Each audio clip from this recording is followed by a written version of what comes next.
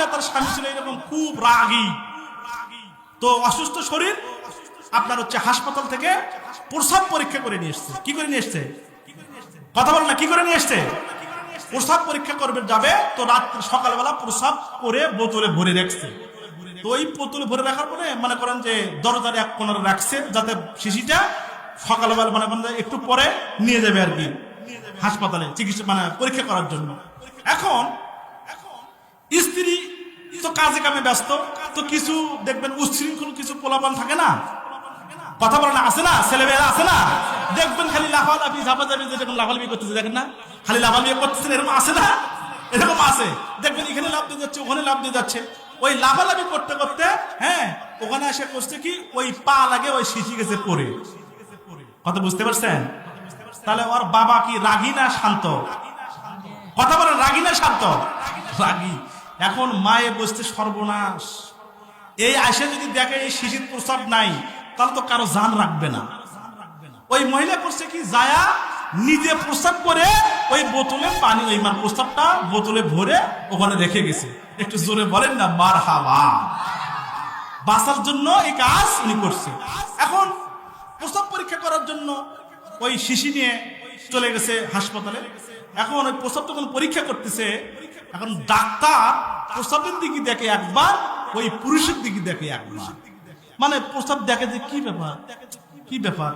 তো বলতেছে যে ভাই খুব আমার অসুখ কি, মানে বেশি অসুস্থ আমি। বলছে যে আমি বুঝতে পারতেছি না। ডাক্তার কি বলতেছে? বুঝতে পারতেছি না যে ভাই আসলে কয়। বলছে আপনি বলেন তো আমার অসুখটা হয়েছে কি, বলেন কি অসুখ হয়েছে আমার। বলছে যে এই প্রস্রাব দেখে দেখা যাচ্ছে আপনার পেটে 7 মাসের বাচ্চা। কয় মাসের বাচ্চা? একটু জোরে বলেন না, আর একটু জোরে বলেন। 7 মাসের বাচ্চা। এখন বলেন টেনশন বাড়ছে না কমছে? কথা বলেন, বাচ্চা না কমছে? সর্বনাশ, 7 মাসের বাচ্চা। তো এখন মন খারাপ করে বাড়িতে আসছে। মন খারাপ করে বাড়িতে আসার পরে স্ত্রী বলছে কি ব্যাপার তোমার এত মন খারাপ কেন? বেশি অসুস্থ তুমি? তো কথা বলে না, কথা বলে না, বলাই যাবে না, এটা বলাই যাবে না। বলছে আরে কি হয়েছে সেটা তো তুমি বলো, হয়েছে নাকি সেটা তো বলো। বলছেন কি আর বলবো, আমার পেটে নাকি 7 মাসের বাচ্চা। কয় মাসের বাচ্চা?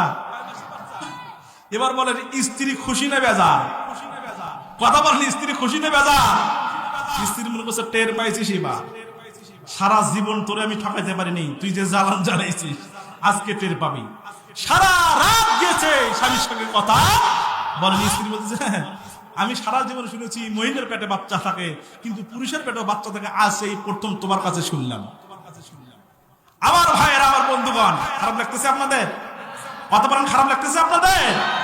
আমার বন্ধুগণ, গভীর রজনীতে স্ত্রী যখন ঘুমাতে যাবে, স্বামীর তো আর চোখে ঘুম নাই। স্বামী ডাক দে বলে স্ত্রী রে, এ কেমন অসুস্থ হয়ে গেলাম আমি, আমার পেটে কেন 7 মাসের বাচ্চা?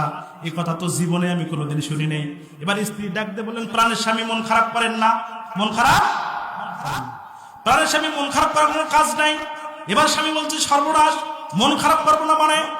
সারা জীবন শুনেছি স্ত্রীর পেটে বাচ্চা থাকে, কিন্তু স্বামীর পেটে বাচ্চা, এটা তো মন খারাপ না হওয়ার কথা নয়। স্ত্রী ডাকতে বললো প্রাণের স্বামী শোনো শোনো, একটা অকাম হয়ে গেছে, একটা অকাম হয়ে গেছে, মানে কি বেকাজ হয়ে গেছে। বলছে একটা আকাম হয়ে গেছে। কি কাজ হয়ে গেছে?